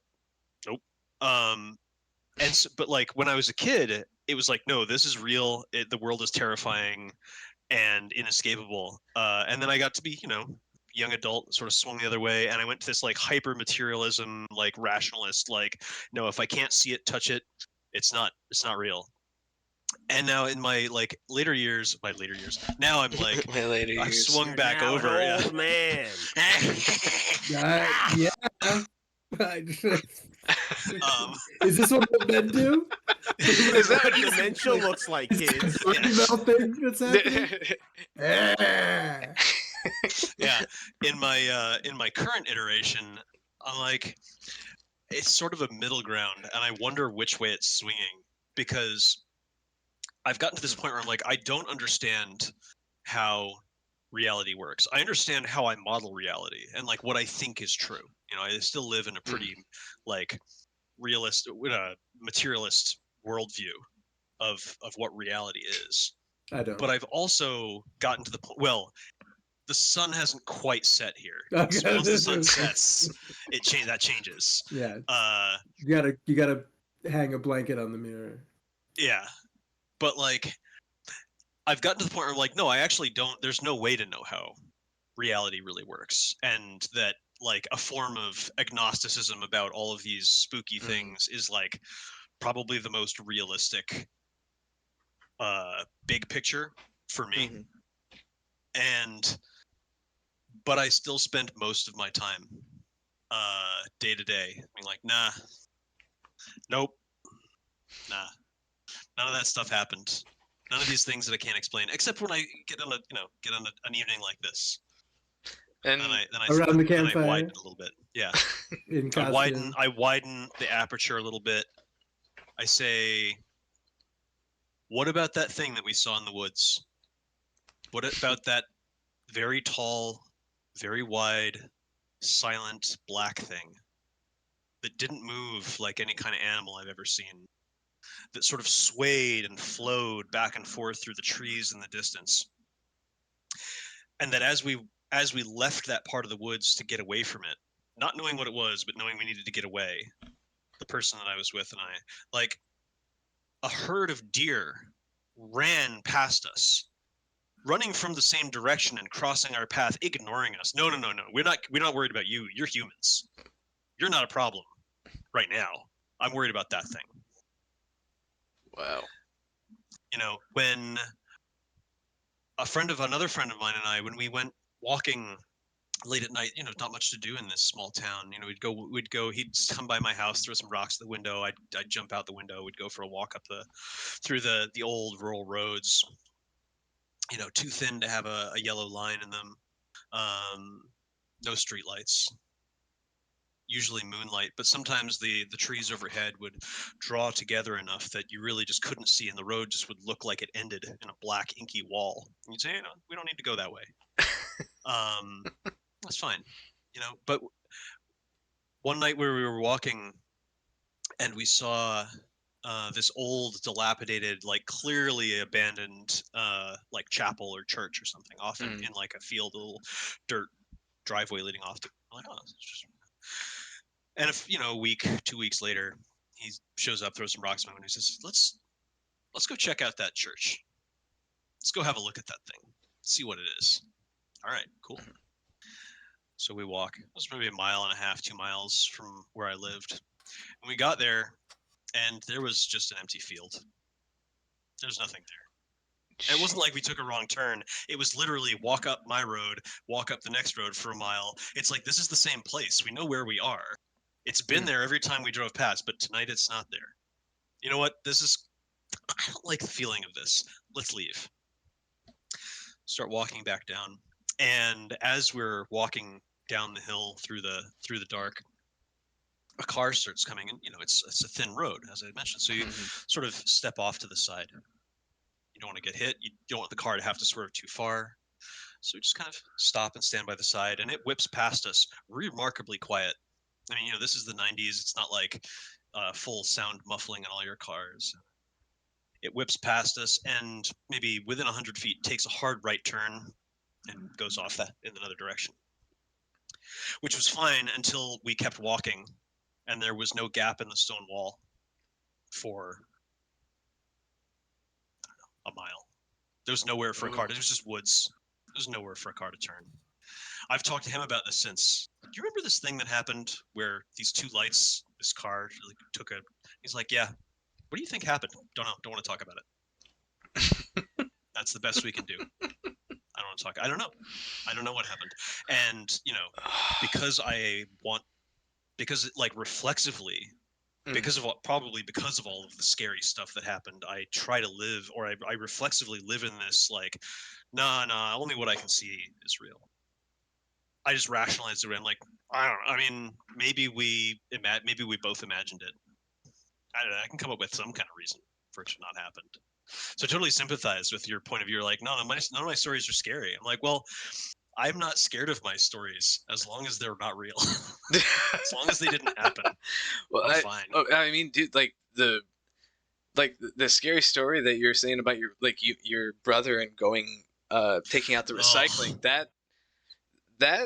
that's some pure terror. Like, I mean, like when I was a kid, yeah, like, you know, I had like the general fear of going into the basement, but that was instilled by how much Freddy Krueger I was watching, and the fact that my basement like had a boiler room, so it didn't help either. So our basement had a dirt floor. It was, you know, it's a 200-year-old house. It's not a basement you want to go in. I mean, like also like when we did the renovations for our house. Well, so not with the renovations. But at one point, when my parents moved to that house before I was born, the porch was falling down. You know, eventually they had enough money to replace the porch and they had it torn up. And they found the workers found underneath the porch a mummified black cat with a stake through its heart that had been left under the previous porch when it was built. This is, and then the workers are like, "Hey, is this your cat?" And they're like, "No, that is not our cat. No." Oh, that was a vampire. It's probably a vampire cat. Vampire cat. Vampire cats, man. They'll come after you. That's some wild shit, dude. Yeah. Holy cow. But now the sun has set, and so all that stuff's real. We're all gonna get eaten by vampire cats and ghost girls on roadsides. As nature intended. As nature intended. Nature is healing. The roadside ghost girls are coming back. Yeah. The disappearing hitchhikers are coming back. Nature is healing. Hook on the door handle. Yeah. Oh, that old story. Oh man, that's a.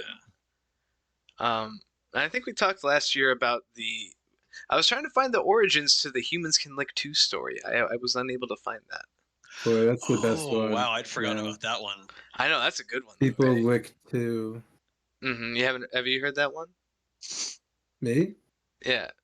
Cool. Yeah. Yeah. T1BG, you know about. That's the punchline. Right. The story is little girl is frightened that there are noises in the house, but good thing she can reach her hand down by the side of the bed and her puppy will lick her hand and she will feel, safe because the puppy is guarding her. And then in the morning, everyone's dead. The puppy's dead. There's blood all over the house, written all over the wall in blood. People lick 2. That's the most creepy pasta ass thing I've ever heard. Oh, dude, that predates the concepts of creepypasta, man. No one ever even heard of pasta when that one was Oh, yeah. They didn't even invent pasta yet. There wasn't even pasta, let alone creepy. Rome wasn't even a thing. Like, yeah, like, I remember hearing that story at camp when I was a kid. Like, people lick 2? Yeah. People lick 2, yeah, I remember that story. The hook on the door story, I definitely heard plenty of times before. You know what? I did have one other really fun, scary story, but again, because I'm such a rationalist, I did the actual research on the subject, and it turned out that it's a little more involved than the reality. Or the story was a little more involved than what the actual reality was. So, y'all are familiar with who the Freemasons are, right? Yeah. Yeah. So, so in Detroit, where I grew up, there's a place called the Masonic Temple. It's like one of the largest Mason-owned buildings in the United States. It's like a concert hall. I believe Jack White actually bought this theater now, so it's not owned by the Masons anymore. But the thing is that it was believed for years, because of the secrecy of the Freemasons and everything else, that they had made catacombs and different rooms and side rooms to like do their little Freemasonry secret stuff. And oddly enough, the man who actually Do they commissioned. see their secret world dominations? Yeah, exactly. And it was also said that the man who commissioned the project, a man by the name of George Mason,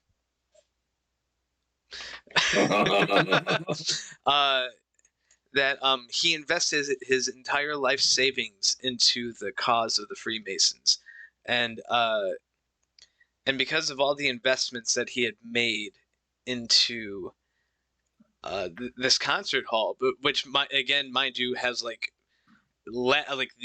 it's really lavish. Actually, it's really really nice looking on the inside, and in comparison to a lot of venues that I've been to, this place is gorgeous. Original marble tile, all this like really nice, pristine Gothic architecture on the outside of the building. It's bizarre. It's really bizarre that this person invested so much money in this. And what is even more petrifying, I guess, is the stories of how George Mason died. He apparently went into bankruptcy, and he had lost his family and lost all of his finances. All he had left was this building. And he apparently jumped off of the roof of the building. And according to security guards that work at this building, they can still see his incorporeal self repeatedly falling off the top of this building at certain hours. That sounds like a floating free repeater to me. That is a floating free repeater to me too. Yeah. No, that's a falling free repeater. Actually, okay, buddy. What's next? Fucking. That's a lawnmower man. That's joke. That's a good cut. You know what? Actually, I just saw the director's cut is on YouTube for free. Oh, cool. So Cybo man. If you want to have a real good chuckle, go see the lawnmower. It's a good one. It's a good. I haven't seen it in years though. Like I just remember the shop. It's got guys from the shop. The shop. I don't think I know what the shop is. The shop are they're like minor villains in the Stephen King universe. They're like the Men in Black kinda, but they're bad at it. Oh, by the way, also epilogue to that last story. The bummer thing about that whole story is that he actually didn't jump off. Well, I mean, it's not a bummer, but it's still sad. But like the thing is that he had actually died of old age in his apartment. But apparently this is the canon. So the canon is that he falls over and over. Jumps off the building. Yeah, and I've like. And what's sad is that like I was trying to actually do some real research on this, and people still think that he committed suicide by jumping off the top of the roof of the building. Well, if you look up at a building and you see a ghostly man falling off of it again and again, it gives you some ideas about what might have happened. Yeah, honestly, if my legacy were gonna be a spooky ghost. Imagine if you could record the last 15 seconds and make it stick so that people had to keep watching it happen. Oh my god, that's actually a really cool idea. Oh my gosh. That would be, what? I think I saw something like that. There was some people doing some really cool effects stuff to their houses for Halloween. There was one family had put in these whatchamacallits? It was almost like a projector sort of thing, but not quite. And it looked like the house was on fire, and apparently they had the fire department had to ask the family to take out the effects because people would drive by and say holy shit, this people's house is on fire. That's wild. Awesome. I mean, not for the fire department. No, but waste of resources. But I mean, yeah. At least you know that you got some really cool Halloween effects, and it looks like hell in your house. But yeah. I was gonna say, I think that was the last of my scary stories. I don't know, Koya. That's what I call a scary story. read to people on the internet. Indeed. Boy, is that happening. That's what I call scary. 37. Have we done this 36 times already? Wow. It feels like it. Well, if it's the canon, if it's the canon of the Thought That Was Weird universe, then it is very likely, considering the multiple dimensions. We've done this. Yeah, we've done this more times than we might know. Mm-hmm. Indeed. And it's all circle. and it's all led by a weird green hand with red painted nails. Oh, not a baguette. Well, no, the baguette definitely had a lot to do with a lot of the stuff that we had to go through, but overall, it was the interdimensional demon that is forcing mankind to Wow. take account for take responsibility for all the weirdness that they brought upon this world. That I think is the more petrifying thing. But yeah, this has been so much fun, gang. Like yeah, thank you everybody. Yeah, thank you everybody so very much. Nice, very nice scaring and storying. Nice storying, everybody. But yeah. Well, first of all, Koya, thank you again for doing another season of this nonsense with me, bud. I really sincerely appreciate it. Tuesdays 5:30 EDT, right here, wherever you are, wherever we are. Yep, we're gonna take wherever you are viewing us on multiple things. We're gonna take a bye week for the Halloween holiday, but the following week, which is the 7th of November, we will be right back at it with the whole new storyline. We were actually following a episodic structure now. Well, not episodic. It just all somehow links together in the nonsense of everything that we do on this show. So, but yeah, we'll be 100% back come November 7th, where I think the first episode, you know what, we need to do the tier list. Oh, we're going to do tier list of season 2? We're going to do tier list of season 2. That's how we started last year. So we'll start with tier lists, and yeah, we'll work from there. Again, Locke, T1BG, thank you guys so much. Really appreciate it all coming on. It's a lot of fun. My pleasure. Thank you for having me. Absolutely. You're welcome. And if you haven't already, go check out That One Black Guy on Twitch. Always a great show. I sincerely love watching your show. You are a hoot and a holler. You always great and a holler. A hoot and a holler, and always good to hang with, Buzz. So yeah, go make sure that you follow That One Black Guy on Twitch. I think it's in the shout out box if you haven't seen it already. Go look at that, click on it, go subscribe, give him all your money. All your money. All your $1 hugs and kisses too. Right, and all of your money. All of your money. Not some of it, right? I'll know if you give some of your money. He will know. He will if you hold back a cent. Even 1 cent, and I'm coming over there and beating the shit out of you. And if you have anything left, also please, of course, go check out Koya DK, koyadk.tv. I, of course, have been Thrash Keishu. Thank you all so much for joining us. Don't forget to come check us out on YouTube. You can check us out at, if you search Thought That Was Weird in YouTube, there's an entire playlist of everything that we've done for season 2. We've got a whole bunch of new videos premiering next week, so keep an eye out for that. And Spotify. Oh, and Spotify. We're on Spotify. If you want to listen to a condensed version of this lovely, goofy-ass show, we have a condensed version of our show on Spotify in a podcast form. We have episode 1. Oh, Pickle Pie. Pickle Pie is here.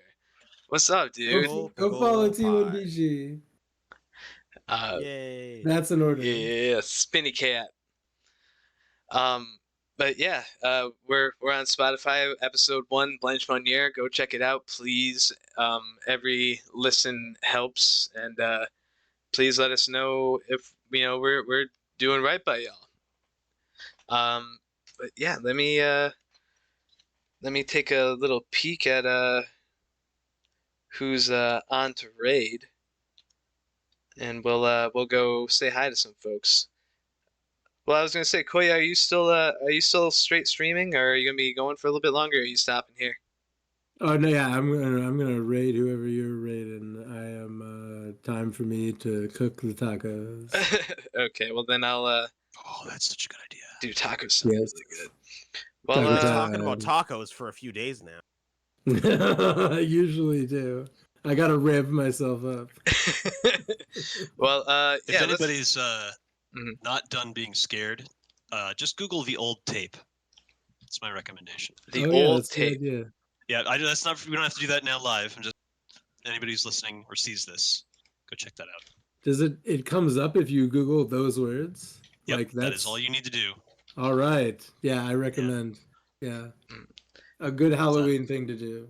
A fun Halloween thing to do, indeed. Next Tuesday, when I get back from handing out soap to trick-or-treaters, Really?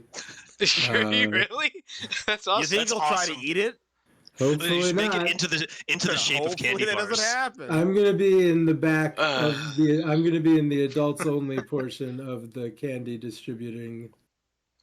Fair enough. But when I get back over the garden wall, Halloween night, whenever I'm home. Yes, that sounds awesome. That is the Halloween law. Is that shows on? I love it. Discord. Sounds rad, dude. All right, so we're gonna raid out to Woolly Whammoth. Hopefully this works. Help me out with that. All right. Oh, I can see you. Woolly Whammoth. Yep. All right, gang. It's been a good one. Y'all take care. Be good. Yo, Happy thanks, Halloween. Everyone. Yeah, happy Halloween.